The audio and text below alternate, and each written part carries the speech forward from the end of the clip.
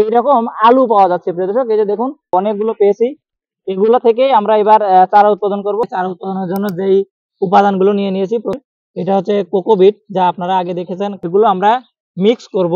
কিছুটা গোবর সার আমরা নিয়ে নিয়েছি। গোবর বড় বড় ঢেলাগুলো ছিল, এগুলো বাইরে বের করে দিব। এই বীজগুলো এখানে বসিয়ে দেওয়া, সুন্দরভাবে বসিয়ে দিতে হবে প্রত্যেকটা বীজ।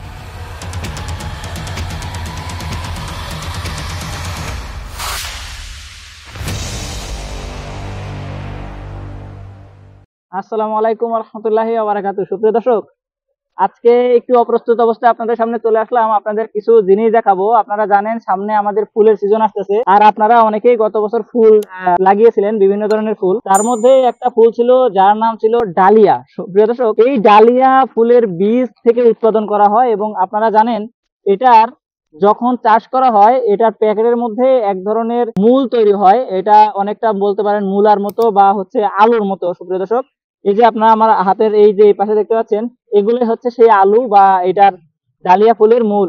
আমরা গত বছর যে ফুলগুলো লাগিয়েছিলাম এইসব প্যাকেটের মধ্যে দর্শক, আমরা এখন সেই গত বছরের প্যাকেট গুলো খুলে দেখতেছি যে এর ভিতরে দেখছেন, দেখুন প্রিয় দর্শক, এই যে দেখুন এইরকম আলু পাওয়া যাচ্ছে প্রিয় দর্শক। এই যে দেখুন এইখান থেকে এভাবে চারা বের হয়। তো আমরা গত বছরের সেই প্যাকেট গুলো থেকে এই আলুগুলো বা এই ডালিয়া ফুলের মূলগুলো সংগ্রহ করছি, দেখতে পাচ্ছেন খুবই চমৎকার। এরকম মূলগুলো আমরা সংগ্রহ করছি, এগুলো থেকে এই বছর চারা উৎপাদন হবে প্রিয় দর্শক।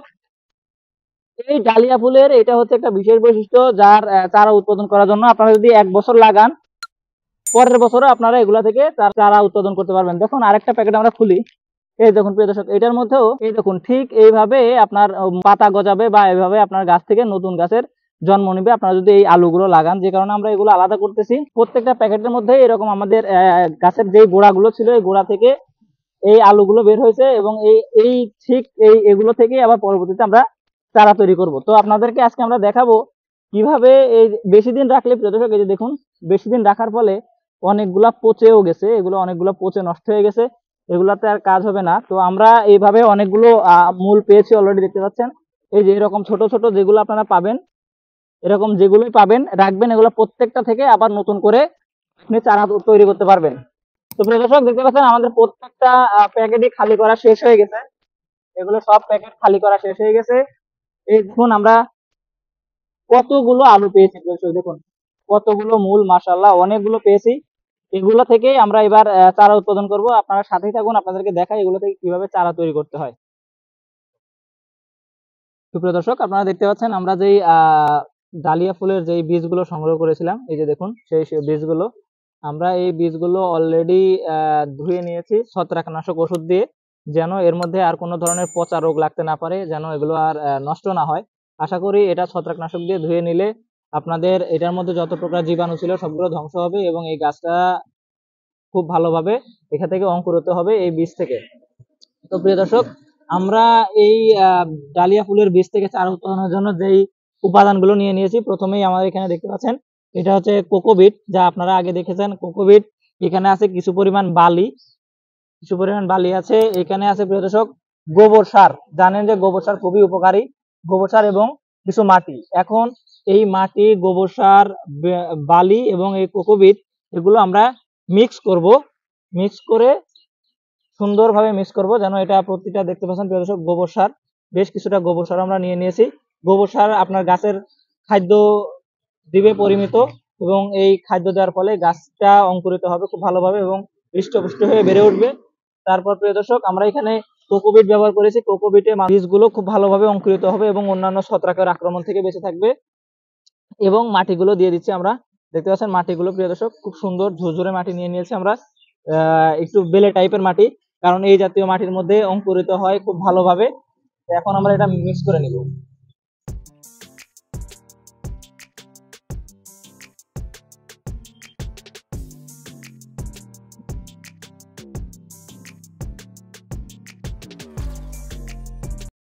প্রিয় দর্শক, এই মিক্স করার পরে আমরা এর মধ্যে যে বড় বড় ঢেলাগুলো ছিল এগুলো বাইরে বের করে দিব।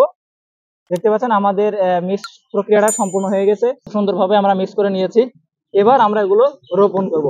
প্রিয় দর্শক, আমরা এই বীজগুলো রোপণ করার জন্য আমরা একটা 14x14 ব্যাগ নিয়ে নিয়েছি, দেখতে পাচ্ছেন 14x14 ব্যাগ। এটার মধ্যে আমরা মাটিগুলো ভরে নিব।